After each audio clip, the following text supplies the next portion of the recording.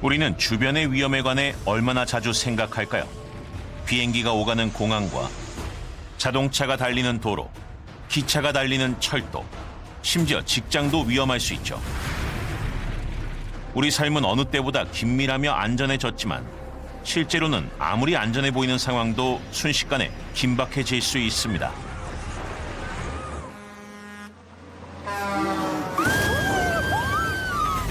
지금부터 역사상 가장 위험하고 치명적인 사례들을 보여드리겠습니다. 악명 높은 사이비 집단과 기발한 범죄자부터 위험한 도로와 아드레날린이 솟구치는 롤러코스터까지 우리는 소름 끼치는 역사와 충격적인 위험 요소, 생사를 가른 극한의 사고를 살펴볼 겁니다. 이 놀라운 이야기들을 통해 안전의 경계를 파악하고 우리의 두려움이 단순한 착각인지 현실적인 우려인지 알아보죠. 인공재해든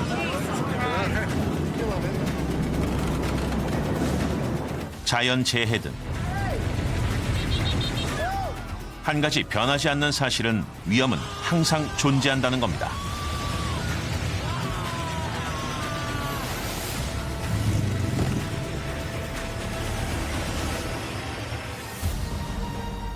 상업 비행이 갓 시작된 초기에는 공항이 몇 개 없었지만 오늘날에는 전 세계에 4만 5천 개가 넘으며 매년 약 40억 명의 승객이 하늘을 납니다. 더 먼 곳으로 가려는 인간의 욕망 때문에 점점 더 까다로운 환경에 공항이 건설되었죠.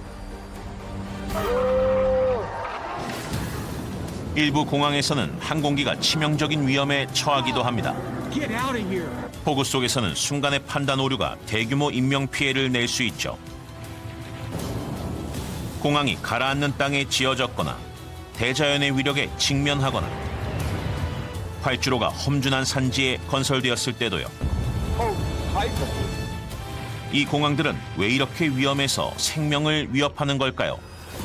홍콩부터 아우터 헤브리디스 제도까지, 마데이라부터 세인트 마틴 섬까지 세계에서 가장 위험한 공항 10곳을 살펴보겠습니다.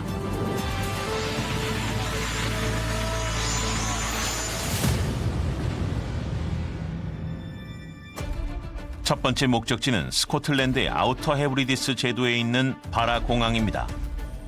면적 60제곱킬로미터의 바라섬은 해안선 길이가 78km입니다. 스코틀랜드 본토에서 서쪽으로 75km 떨어져 있으며 인구수는 1264명이고 가끔 본토로부터 고립되죠. 섬 풍경은 평화롭지만 지형이 독특해 치명적인 사고가 일어나기도 합니다. 5시간 걸리는 연락선이 매일 거친 헤브리디스해를 운항하지만 하루에 2번 운항하는 항공편을 이용하면 1시간 만에 글래스고로 갈 수 있죠.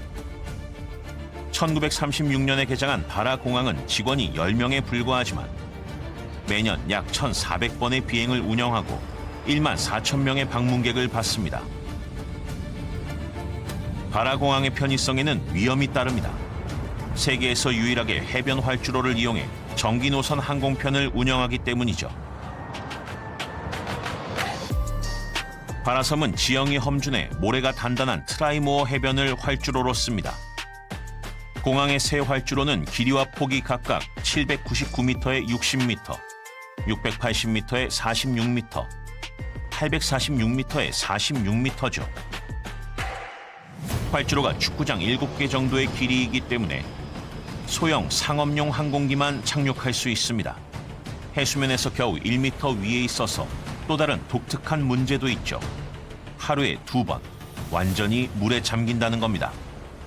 조수 차이가 2m가 넘기 때문에 물이 빠지기 전에는 활주로를 이용할 수 없습니다. 이는 조종사들에게 까다로운 문제입니다. 고인물이 얕은 바다와 어우러져 반사면을 형성해서 활주로를 식별하기 어렵게 하기 때문이죠. 활주로에 표지나 조명도 없이 조종사들은 시각 단서에 의존하며 시야가 나쁠 때는 차량 조명을 이용합니다. 상황에 익숙해지기 위해 착륙 전에는 저공 비행을 해야만 하죠. 시야 문제의 원인은 조수만이 아닙니다. 더운 계절에는 해무가 발생해 위험을 더하죠. 대서양과 헤브리디스의 차가운 바다에 둘러싸인 바라섬은 위험한 환경이 되기 쉽습니다. 따뜻하고 습한 공기가 수면 위에 차가운 공기를 만나면 열이 식어 물 입자로 응결돼서 해물을 생성하죠. 바라 공항의 지상 승무원들은 안개가 짙으면 공항을 폐쇄해 위험을 방지합니다. 하지만 가끔은 위험을 감수하고 안개 속을 날 때도 있죠. 1984년 6월 16일 스코틀랜드 동해안의 에버딘에서 민간 항공기 파이퍼 에로우기가 바라 섬으로 출발했습니다. 탑승 인원은 3명으로 조종사 1명과 승객 2명이었죠. 바라섬에 접근할 때 지상 요원은 시야가 나쁘다고 경고했습니다. 해무와 낮은 구름이 끼어 착륙이 어려운 상황이었죠. 조종사는 수면이 150m 높이로 하강해 안개에 쌓인 섬에 접근했습니다. 이 안개는 치명적인 현실을 숨기고 있었죠. 바라 공항은 해발 1m 높이에 있지만 섬의 최고봉은 해발 380m로 급격히 솟아있다는 겁니다. 안개 속에서 저공 비행을 하며 바라 공항의 모래 활주로를 확인하려면 조종사는 섬 가까이 접근해야 했고, 그러면 섬의 높은 산봉우리에 충돌할 수밖에 없습니다. 봉우리가 보일 때쯤이면 이미 늦었죠. 조종사는 다시 상승하려 했지만 결국 섬의 두 최고봉 사이 해발 290m 지점에서 충돌하고 말았습니다. 바위에 부딪힌 항공기는 바로 산산조각 났습니다. 선체 파편 속에서 승객 1명은 기적적으로 생존했지만 안타깝게도 조종사와 나머지 승객 1명은 사망했죠. 바라 공항은 아름다운 풍경도 위험할 수 있음을 일깨우는 사례입니다. 해변 활주로에 착륙하는 것은 특별한 경험이 될 수 있지만 외딴 위치와 나쁜 시야는 치명적인 위협이 될 수 있죠.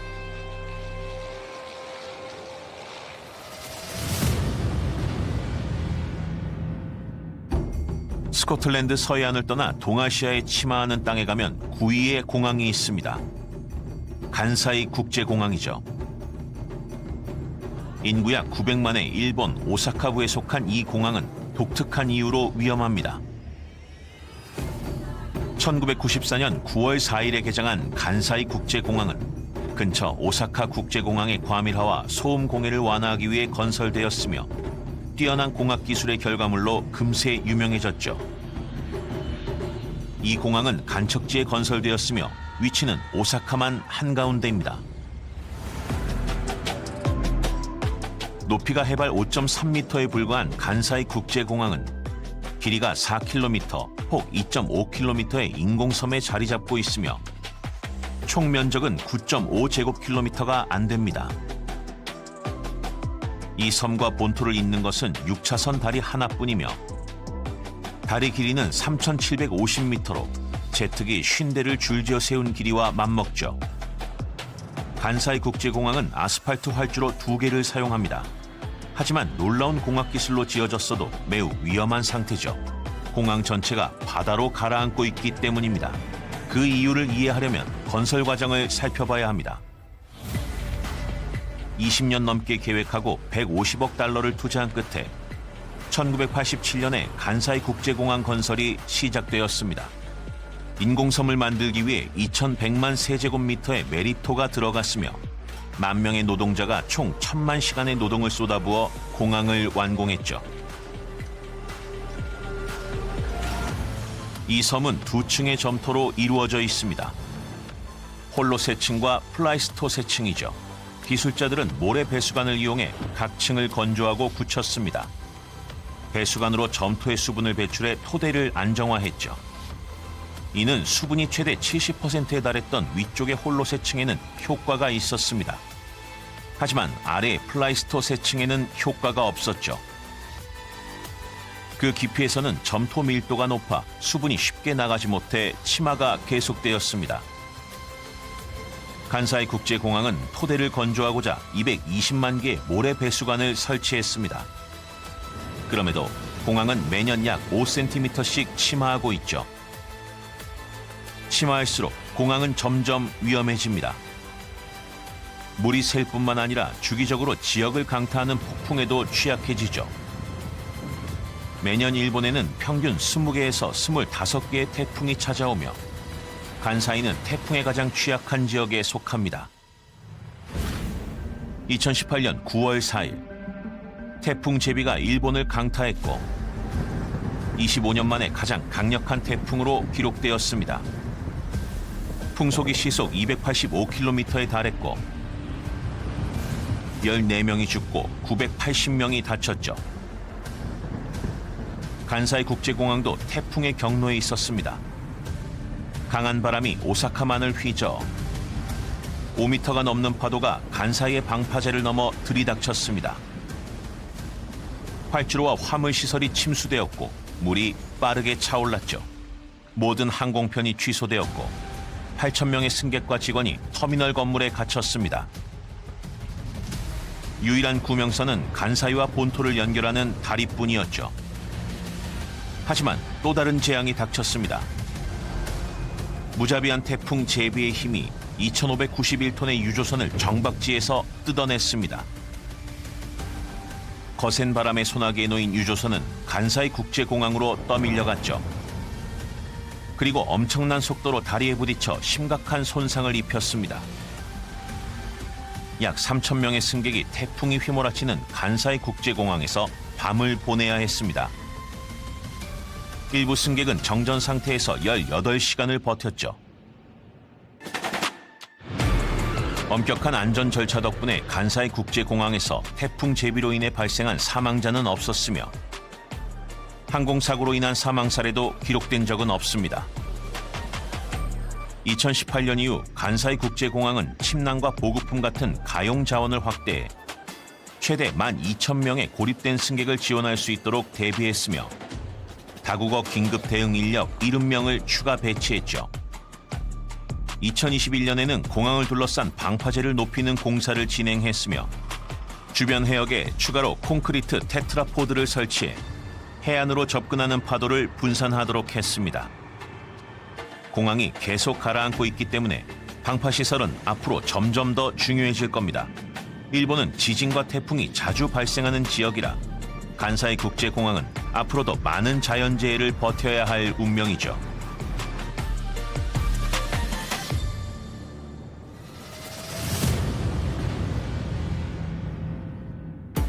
다음은 그리스 신화에 나올 법한 극적인 문제에 시달리는 공항입니다. 지브롤터 국제공항이죠. 지브롤터 국제공항은 스페인 본토 남단의 영국령 해외 영토에 있습니다. 면적이 6.8제곱킬로미터밖에 안 되는 이곳은 유럽 끝자락에 있으며 모로코 해안과도 겨우 14.2km 거리죠. 지중해 햇살과 아름다운 해변을 찾는 국제 여행객이 많아 관광업은 지역 경제의 핵심입니다. 지브롤터의 인구는 3만 명이 채 안 되지만 연간 방문객 수는 20만 명에 달합니다. 하지만 겁이 많다면 이 공항에 착륙할 수 없죠.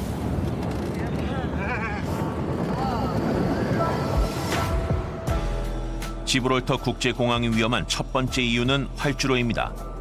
이 공항의 조종사들은 오래전부터 이례적인 장애물을 극복해야 했죠.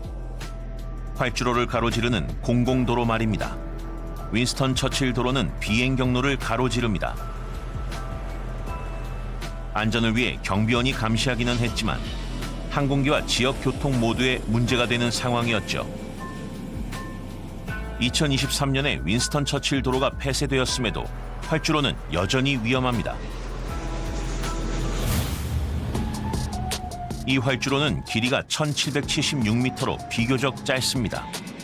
이 공항에서 가장 흔히 보이는 에어버스 A320기의 필요 정지거리보다 겨우 400m 길죠. 400m면 여유 있다고 생각할 수 있지만 기상 조건이 이상적이고 착륙 상황이 완벽한 경우에만 그렇습니다. 날씨가 불안정하고 항공기 무게가 평소보다 무거우면 오차 허용 범위는 급격히 줄어들죠. 활주로가 젖어 있을 때 66톤의 항공기 제동거리는 최대 15% 늘어날 수 있습니다. 에어버스의 경우에는 제동거리가 1,400m에서 1,600m로 늘어나죠. 그러면 오차 허용 범위가 200m도 안 되는데 활주로 양끝이 바다인 상황에서 이 200m는 생사를 결정할 수 있습니다. 이 정도만 해도 충분히 위험하지만 공항의 주변 풍경도 위험을 더합니다. 지브롤터 국제공항에서 가장 큰 위협은 이곳을 상징하는 자연지형에서 비롯되죠. 지브롤터 바위는 헤라클레스의 기둥 중 하나입니다. 헤라클레스의 기둥은 지브롤터 해협 양쪽에 솟은 두 봉우리로 지중해로 들어가는 천연 관문이죠. 이 단일 석회암산은 마을 옆에 426m의 높이로 솟아있으며 북쪽에서 남쪽까지의 길이는 약 5km, 폭은 1.2km에 달합니다. 이 바위는 아름답기는 하지만 그 엄청난 크기가 짧은 활주로에 착륙하려는 모든 조종사를 난감한 상황에 빠뜨리죠. 회전성 난류를 일으키기 때문입니다. 바람이 지브롤터 바위 위로 불면 산 반대편에서 부는 바람과 섞여 회오리 바람이라고 하는 소용돌이를 일으킵니다. 산 위에서 부는 바람이 속도가 빠르면 회오리 바람이 강력한 하풍면 소용돌이가 되죠. 이 소용돌이는 심각한 난기류를 일으킵니다. 공항의 활주로가 지브롤터 바위와 매우 가깝기 때문에 조종사들은 이 난기류를 정면으로 통과해야 합니다.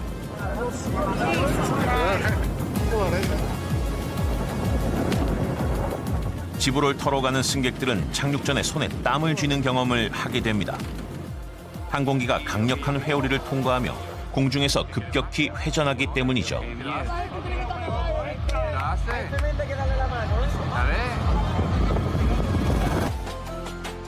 지브롤터 국제공항은 차량을 우회시키는 터널을 건설해 도로 안전을 강화할 수는 있었지만 지브롤터 바위가 생성하는 극한의 기상 조건은 어떻게 하지 못했습니다. 이착륙 시의 좁은 오차 범위와 착륙 시의 극심한 난기류 때문에 절대 잊을 수 없는 비행 경험을 제공하는 공항이 됐죠.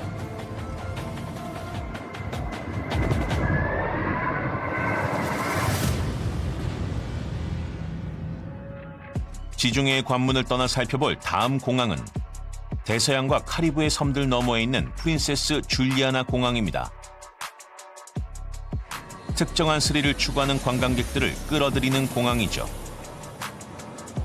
카리브해에는 여러 섬이 모여있는 리워드 제도가 있습니다. 그중 하나인 세인트 마틴 섬은 87제곱킬로미터의 작은 섬으로 인구는 약 7만 4천 명이죠. 이 섬은 아름다운 해변과 활기찬 밤문화, 퓨전 요리로 유명해 매년 전 세계에서 약 200만 명의 관광객이 모여듭니다. 섬의 매력 중 하나는 두 나라에 속해 있다는 사실이죠. 섬 영토는 두 개의 나라가 지배합니다. 53제곱킬로미터는 프랑스령이고 나머지 34제곱킬로미터는 네덜란드령이죠. 이 네덜란드령 땅에 위험하기로 유명한 공항과 위험하기로 유명한 관광 명소가 있습니다.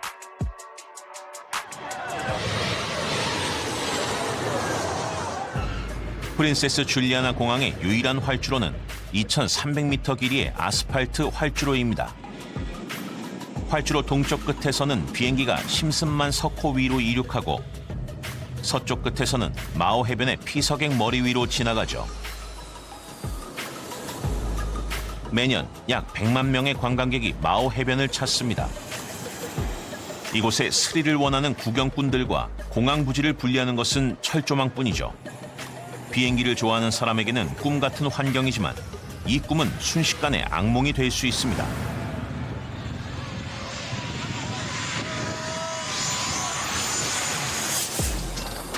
일부 구경꾼은 머리 위로 지나가는 비행기를 보는 것에 만족하지 않습니다.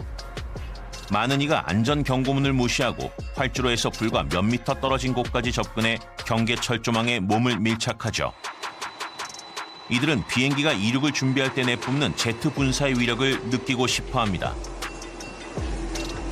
프린세스 줄리아나 공항에서는 다양한 상업용 항공기를 운항합니다. A330 같은 광동체 항공기도 있고 좀 더 폭이 좁은 보잉 737기와 에어버스 A320기도 있죠. 모두 엄청난 제트 분사를 내뿜는 항공기입니다.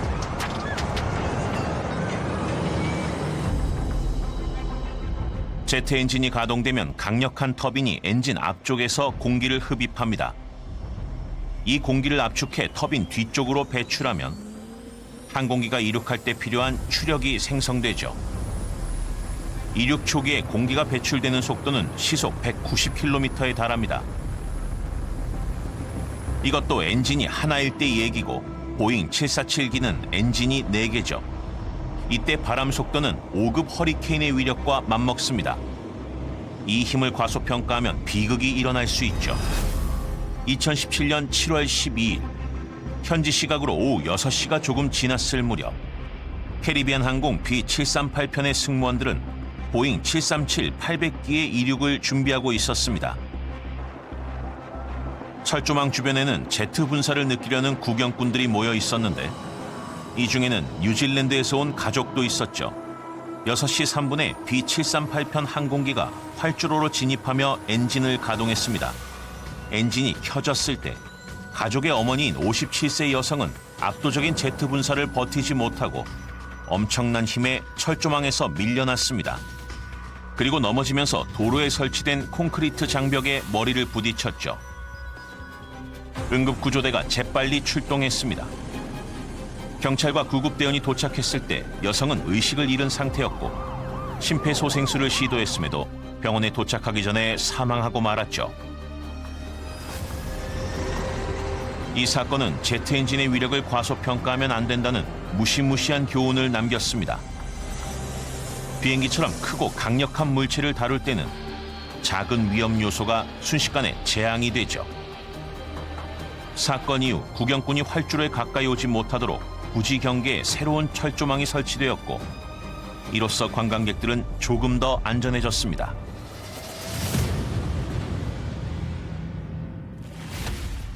여기는 아시아 산악지대에 있는 파로 국제공항입니다. 상업 비행에서 착륙하기 어렵기로 악명 높은 공항이죠. 부탄은 남아시아 히말라야 동부에 있는 면적 약 3만 8천 제곱킬로미터의 불교 왕국입니다. 세계에서 인구가 가장 많은 두 나라 사이에 자리 잡고 있죠. 북쪽에는 중국, 남쪽에는 인도가 있습니다. 이웃나라와 달리 부탄 국민 80만 명은 세상과 상대적으로 단절되어 있습니다. 1968년에 간이 활주로로 지어진 파로 국제공항과 2265m의 활주로는 이후 43년간 부탄 유일의 공항으로 기능했죠.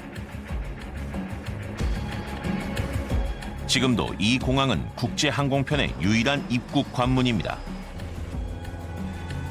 용감한 여행자들은 세계에서 가장 까다롭기로 유명한 이 공항에서 짜릿하면서도 긴장감 넘치는 착륙을 경험해야 합니다.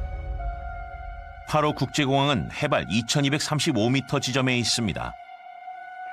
엄청난 고도 같지만 광대한 산악계곡 안에 있을 뿐이죠.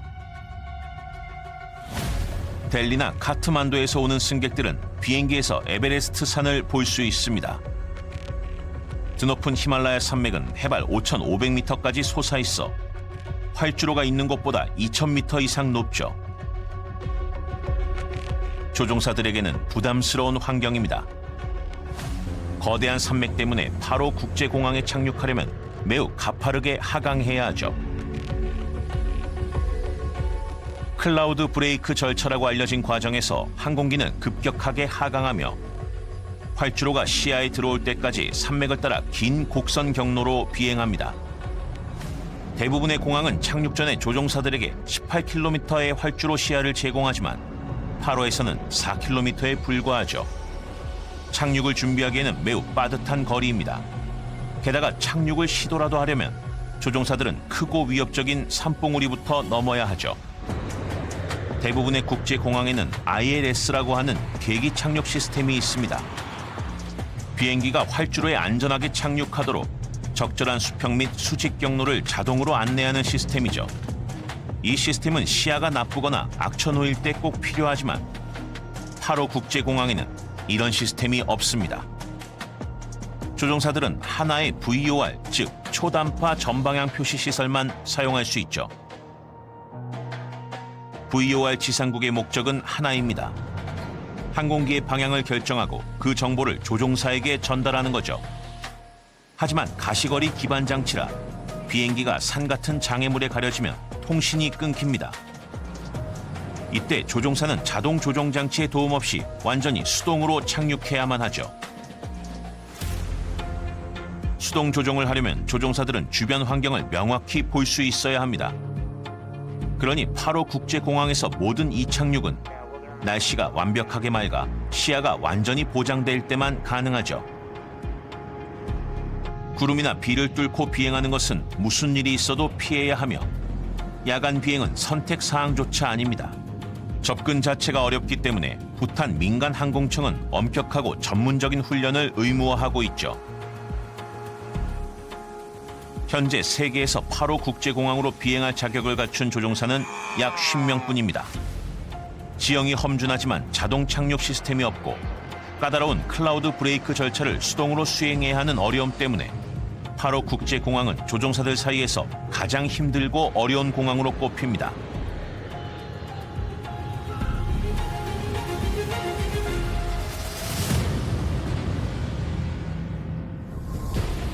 (5위는) 중국 남쪽 끝자락에 있는 홍콩의 카이탁 국제공항입니다. 홍콩의 만 안에 있어 자연의 영향에 취약한 곳이죠. 카이탁 공항으로 오는 민간 항공기는 주거 건물과 위험할 만큼 가까이 비행합니다.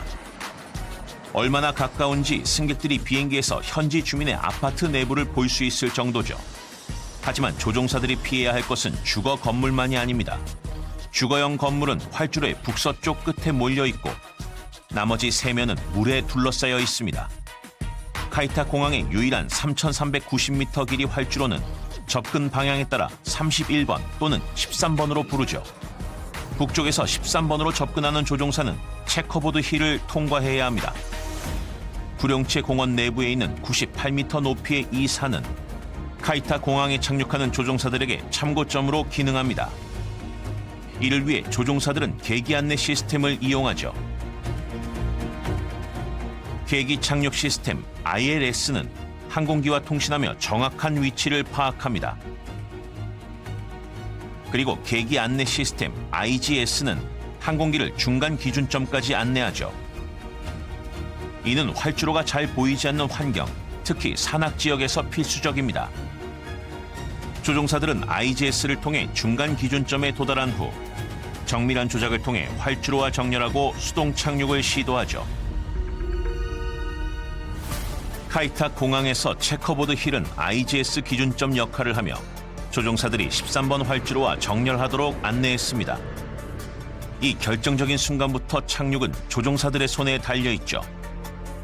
하지만 모든 착륙 시스템은 특정한 환경 조건에 방해받을 수 있습니다. 강력한 기상 전선이 발생하면 재앙이 일어나기도 하죠. 홍콩의 태풍철은 보통 5월에 시작되어 11월까지 이어지지만 가장 습한 날씨는 6월과 8월 사이에 찾아옵니다. 이 시기에 모든 비행기는 치명적인 폭풍을 만날 수 있죠.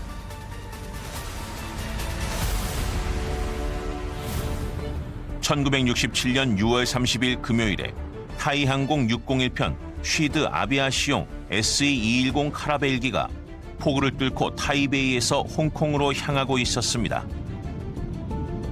탑승 인원은 승무원 7명과 승객 73명으로 총 80명이었죠.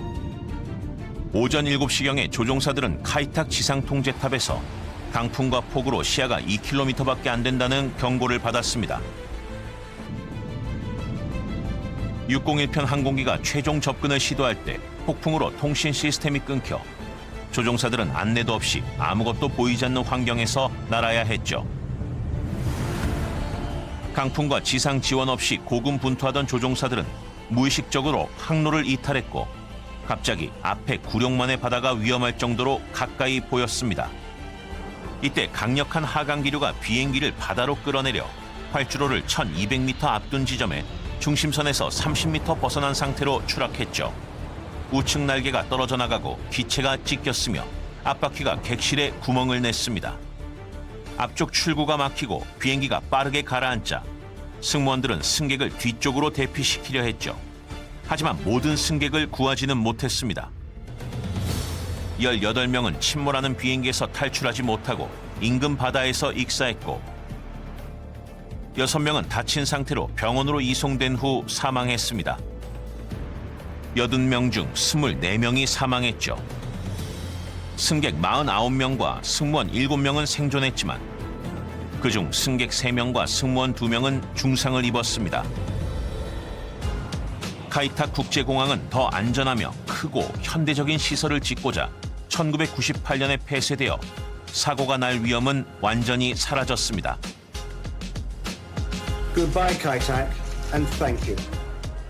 같은 해 홍콩 국제공항이 개장했습니다. 접근하기 어렵고 안내 시스템이 부족하며 태풍이 잦기로 악명 높은 카이탁 국제공항은 세계에서 가장 위험한 공항으로 기록에 남았죠.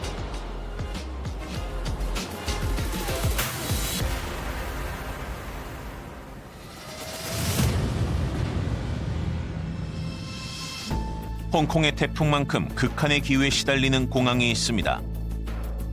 추위가 맹렬한 남극의 맥머도 기지와 빙상 활주로죠.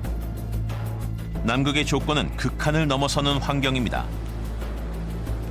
수십 년 동안 많은 과학 탐험대가 영하 50도까지 떨어지는 기온을 뚫고 얼어붙은 대륙으로 모험을 떠났죠. 그러다 미 해군이 1956년에 딥프리즈 작전을 시작했습니다. 작전의 최우선 과제는 남극의 연구 활주로 및 연구시설을 설립하는 거였죠. 맥머도 기지는 남극에서 가장 큰 연구기지입니다. 여름에는 인구가 1000명쯤 되지만 겨울에는 200명으로 줄어들죠. 계절별로 운영되는 2개의 공항이 남극과 세계를 연결합니다. 피닉스 비행장과 윌리엄스 비행장이죠. 이 임시 활주로들은 얼음이 남극에서 운항하는 대형 항공기를 지탱할 만큼 두꺼울 때만 운영됩니다. C-130 허큘리스와 C-5 갤럭시처럼요. 남극에는 계절이 2개뿐입니다. 겨울과 여름이죠. 빙상 활주로는 주로 여름에 운영됩니다. 맥머도 기지가 가장 바쁜 시기인 10월부터 2월까지죠. 하지만 활주로 작업은 훨씬 일찍 시작됩니다. 맥머도 기지는 3월부터 10월까지 얼어붙어 있는 로스의 옆에 있습니다. 7월마다 얼음 두께를 측정하는데 보통 2에서 3m쯤 되죠. 지상 승무원들은 얼음이 만지한 381톤짜리 로키드 C-5 갤럭시를 지탱할 수 있는지 확인합니다.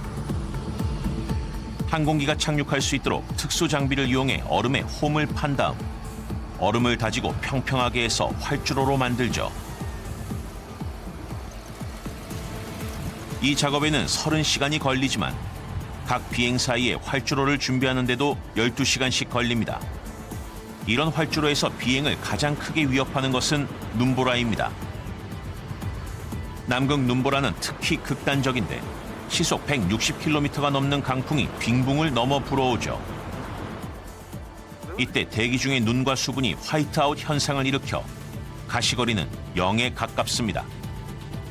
이는 재앙적인 결과를 초래할 수 있죠. 1956년 10월 18일 붑시라고 부르는 로키드 넵튠기의 승무원들은 뉴질랜드 크라이스트 처치에서 맥머도 해협으로 향하고 있었습니다. 붑시는 수송기 5대와 함께 비행 중이었는데 조종사 1명, 부조종사 1명, 승무원 6명, 총 8명이 타고 있었죠. 당시 맥머도 해협은 악천후가 몰아쳐 화이트아웃 현상이 활주로를 뒤덮었습니다. 크라이스트 처치로 돌아갈 연료는 없었기 때문에 위험한 조건 속에서도 착륙을 강행해야 했죠. 조종사는 고도 366m에서 91m까지 하강한 후 시야가 없는 상태에서 시각 착륙을 시도했습니다. 착륙 장치를 내린 상태에서 오른쪽으로 꺾는 순간 얼음이 생각보다 빠르게 다가왔죠. 비행기는 급격히 하강하다가 기수와 오른쪽 날개가 얼음에 부딪히면서 지면과 충돌하고 말았습니다. 조종사와 승무원 2명은 즉사했고 4번째 승무원은 몇 시간 후 사망했습니다. 부조종사와 나머지 3 승무원은 중상을 입었지만 생존했죠. 맥머도 빙상 활주로에서 추락한 항공기는 한 대만이 아닙니다. 1960년 10월 31일에 로키드 위닝스타도 착륙 중에 추락했죠. 잔해는 충돌 현장에 방치되었고 이후 기온이 올라 얼음 속으로 가라앉았습니다. 현재 이 잔해는 수심 1000m 아래에 가라앉아 있죠. 남극항공은 수십 년 동안 안전 개선을 위해 노력했습니다.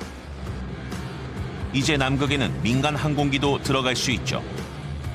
에어버스 A340부터 보잉 787 드림라이너까지요. 혹독한 환경을 견디며 남극에 공항을 건설하고자 애쓴 용감한 개인들의 놀라운 업적입니다. 하지만 많은 부분이 개선되었다고 해도 남극 환경이 얼마나 위험하고 그 위험이 얼마나 빠르게 재앙이 될 수 있는지는 항상 기억해야 합니다.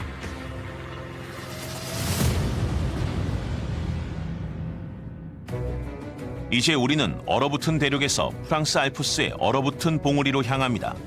3위는 쿠르슈벨 산지 비행장이죠. 이곳에 착륙하려면 극도의 정밀함이 필요하며 작은 실수도 재앙이 될 수 있습니다.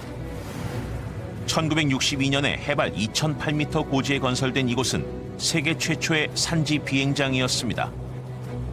다른 수단을 이용하면 접근하기 어렵고 오래 걸렸을 프랑스 외딴 지역을 비행기로 훨씬 빠르게 갈 수 있게 한 곳이죠.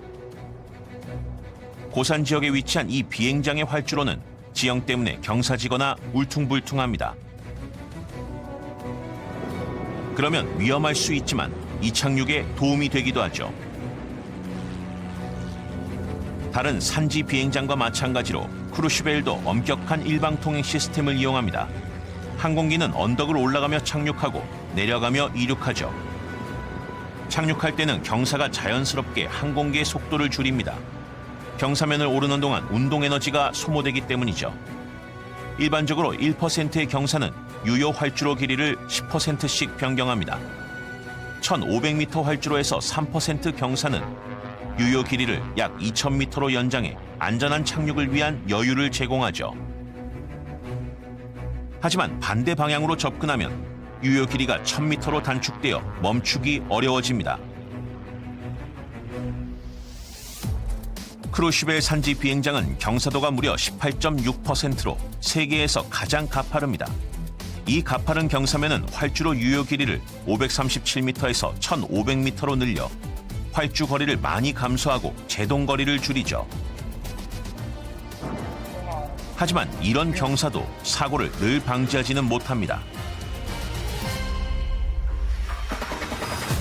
2021년 8월 6일 파이퍼 PA-46기가 착륙 접근 중에 제방에 충돌해 화재가 발생하고 한 명이 사망했습니다.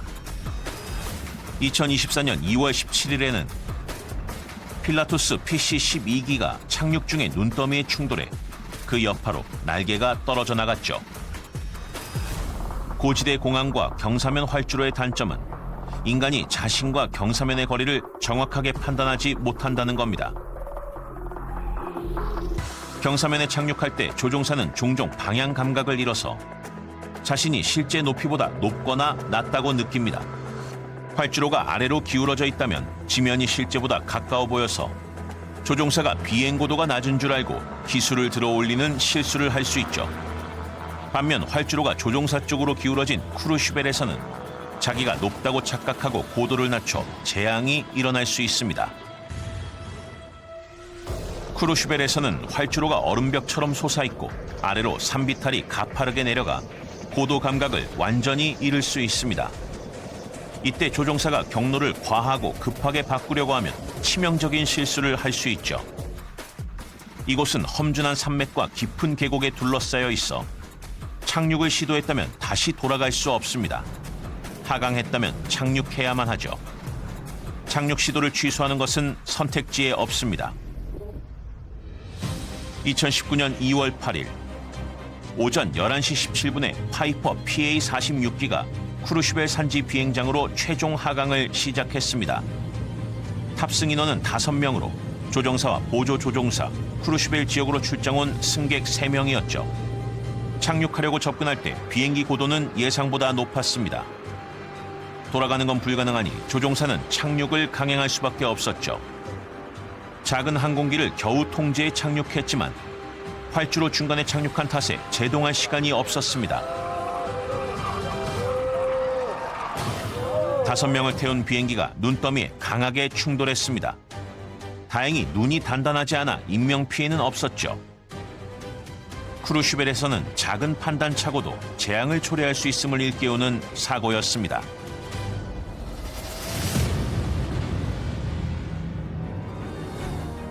2위는 크리스티아노 호날두 국제공항입니다. 비극적인 과거를 지닌 공항이죠. 모로코 해안에서 650km 떨어진 북대서양에 있는 포르투갈의 마데이라 군도는 세계적으로 악명 높은 공항의 보금자리입니다. 공항은 섬의 동쪽 끝에 있으며 오늘날 이 지역에서 가장 사랑받는 인물이자 세계적으로 유명한 축구 선수인 크리스티아노 호날두의 이름이 붙어 있죠. 연간 약 500만 명의 승객을 맞이하는 크리스티아노 호날두 국제공항은 포르투갈에서 4번째로 붐비는 공항입니다. 1964년에 개장했을 때는 마데이라 공항이라 불렸으며 1600m의 짧은 절벽형 활주로가 특징이었죠. 양쪽 끝이 50m의 가파른 해안 절벽으로 둘러싸여 있어 실수의 여유가 전혀 없습니다. 이에 더해 조종사는 평균 시속 40km의 강력한 대서양 바람과 시속 70km에 달하는 돌풍도 견뎌야 해 안 그래도 어려운 착륙이 더 까다로워지죠. 세찬 바람과 산악지형은 예측 불가능한 공기 흐름을 생성해 접근할 때 심한 난기류를 유발합니다. 최대 풍속이 엄격하게 제한되는 유일한 공항인 이곳에 착륙하려면 특별 훈련을 받아야 하죠. 남쪽에서 접근할 때 풍속은 시속 28km 이하여야 하고 돌풍 속도는 시속 46km 이하여야 합니다. 그 이상이면 난기류가 극심해 착륙하기가 위험하죠. 이 강풍은 혹독한 날씨까지 동반합니다. 추운 계절에는 폭풍과 폭우가 발생하죠. 강한 비와 폭풍은 시야를 심하게 제한합니다. 착륙할 때 조종사는 항법 시스템과 더불어 시각적 참고 자료도 활용합니다. 고도를 표시하는 조명 시스템도 시각 자료죠. 예를 들면 시각 착륙 경사 표시기 또는 바시가 있습니다. 이 시스템은 빨간색과 흰색 조명 두 줄로 구성되는데 조종사에게 보이는 조명 색깔은 항공기의 위치에 따라 달라지죠. 항공기가 너무 낮으면 두 줄 다 빨간색으로 보이며 너무 높으면 모두 흰색으로 보입니다. 하강 경로가 올바르면 빨간색과 흰색이 둘 다 보이죠. 1970년대에 마데이라 공항에는 ILS 같은 현대 착륙 시스템이 없었고 바시 같은 시각 자료만 있었습니다. 하지만 이 조명이 가려진다면 어떻게 될까요? 1977년 11월 19일에 TP-425편의 보잉 727기가 마데이라로 향하고 있었습니다. 마데이라에는 폭풍우와 강한 비가 예상되고 있었죠. 오후 9시 10분 착륙 허가를 요청하던 승무원은 심각한 상황에 직면했습니다. 폭우와 강풍, 낮은 구름층이 해안선을 가려 시야가 3km로 줄어들었던 거죠. 활주로가 보이지 않아 두 번의 착륙 시도 모두 실패한 조종사는 활주로와 조명이 보이지 않는다고 지상 통제탑에 보고했습니다. 세 번째 시도에서는 활주로를 시각적으로 확인했지만 안전 한계선을 600m나 넘어 착륙했죠. 길이가 1600m밖에 안 되는 활주로에서 이 실수는 치명적이었습니다. 항공기는 젖은 표면을 미끄러지듯 활주하며 속도를 줄이지 못했고 결국 절벽에서 떨어져 약 40m 아래로 추락했죠. 이때 우측 날개가 떨어져 나갔고 항공기는 불길에 휩싸였습니다. 탑승 인원 164명 중 131명이 사망했습니다. 그중 125명은 승객이었고 두 조종사와 승무원 4명도 죽었죠.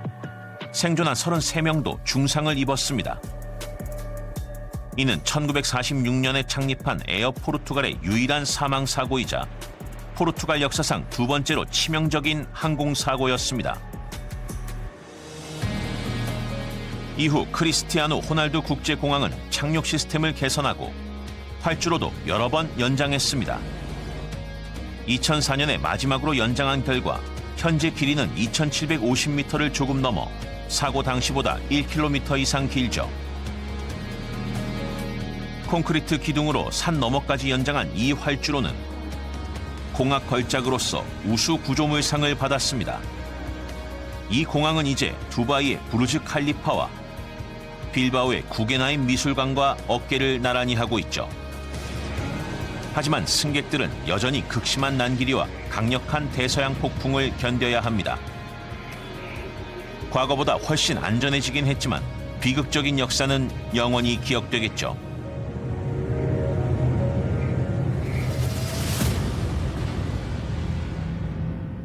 가장 위험한 공항 1위는 네팔 코시주에 있는 작은 마을 루클라에 있습니다. 히말라야 산맥 중심부에 해발 2,846m 고지에 자리 잡고 있죠. 수천 명의 트레커들이 거쳐가는 통로인 루클라는 세계에서 가장 유명한 산봉우리인 에베레스트 산으로 가는 관문입니다.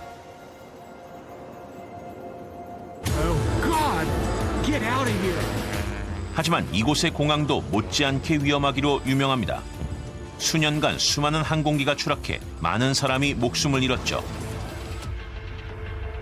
1964년에 지어진 루클라 공항은 2008년에 텐징 힐러리 공항으로 이름이 바뀌었습니다. 최초로 에베레스트 산 정상에 오른 텐징 노르가이와 에드먼드 힐러리를 기리기 위해서죠. I think personally my main one was a relief that we got there. 세계에서 가장 위험한 공항이라는 평판이 생긴 데에는 여러 요인이 작용했습니다. 일단 특히 변덕스러운 히말라야 산맥의 날씨죠. 눈과 얼음, 안개, 비, 강풍이 일상이라 통제탑은 매일 아침 최소 가시거리 5km를 기준으로 공항 개방 여부를 결정합니다. 착륙용 활주로 06번과 이륙용 활주로 24번으로 사용되는 단일 활주로는 길이가 527m, 폭이 20m입니다. 뉴욕 JFK 국제공항의 여러 활주로 중 하나만 해도 길이가 약 3,600m, 폭이 60m죠. 짧은 길이를 보완하고 제동거리를 줄이는 데 도움을 주고자 활주로의 경사는 약 12%로 설계되었습니다. 한쪽 끝은 산비탈로 이어지고 다른 끝은 700m 높이의 절벽이죠. 루클라는 사방이 가파르고 험준한 산악지대라 조종사들이 착륙하기 어려워하는 곳입니다. God, get out of here. 접근을 시도하자마자 취소하지 않는 이상 한번 착륙하기로 했으면 돌이킬 수 없죠. 일단 착륙하기로 했으면 다른 선택지가 없는 겁니다. 착륙 직후 조종사들은 끝에 있는 가파른 산비탈에 부딪히지 않도록 바로 브레이크를 밟아야 하며 그 타이밍과 정밀함이 성공 여부를 결정하죠.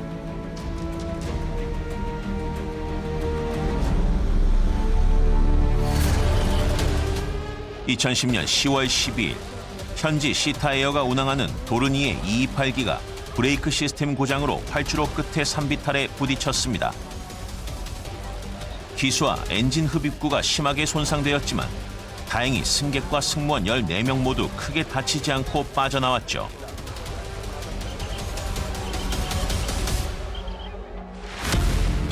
(2020년) 이전까지 텐징 힐러리 공항을 오가는 조종사들은 항공 관제 레이더 시스템의 지원을 받지 못했습니다.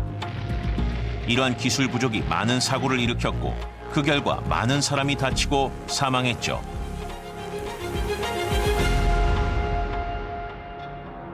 (2008년 10월 8일에는 텐징 힐러리 공항 역사상 가장 심각한 사고가 발생했습니다. 예티 항공의 DHC-6 트윈 오터기가 카트만두에서 루클라로 출발했고 기내에는 승객 16명과 승무원 3명이 타고 있었죠. 이륙하고 29분이 지난 오전 7시 20분에 루클라 항공이 조종사에게 두꺼운 구름과 안개가 끼고 있다고 알렸지만 기장은 경로를 유지하기로 했습니다. 오전 7시 30분 기장은 최종 접근을 위해 활주로와의 정렬을 확인한 후 짙은 구름층 속으로 진입했습니다. 하지만 고도 계산을 잘못한 탓에 항공기는 너무 낮은 고도로 활주로에 접근했고 1분 후 착륙 장치가 경계 울타리에 부딪혔습니다. 항공기는 활주로에서 50m 떨어진 지점에서 지면에 충돌한 후 튀어 올랐고 20m 떨어진 곳에서 불꽃을 내뿜으며 폭발했죠.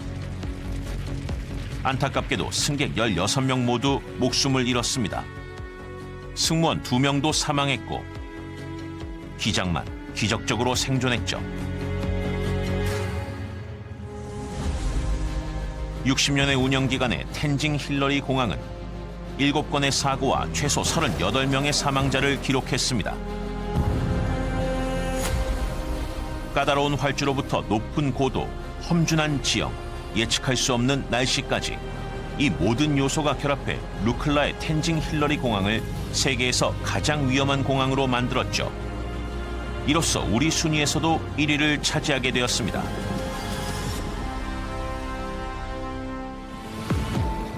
항공 역사 전반에 걸쳐 인류는 가능성의 한계를 계속 넘어왔습니다. 최초의 상업 비행 이후 많은 발전을 이루었고 공항들도 더 안전한 비행을 위해 지속적으로 연구하고 있죠. 인간의 창의성이 야망을 따라갈 수 있는 한 전 세계 공항들은 계속 발전하며 세계의 승객들을 연결할 겁니다. 하지만 재앙은 한 번의 계산 실수, 한 번의 판단 착오, 예기치 못한 기상 변화만으로도 발생할 수 있죠.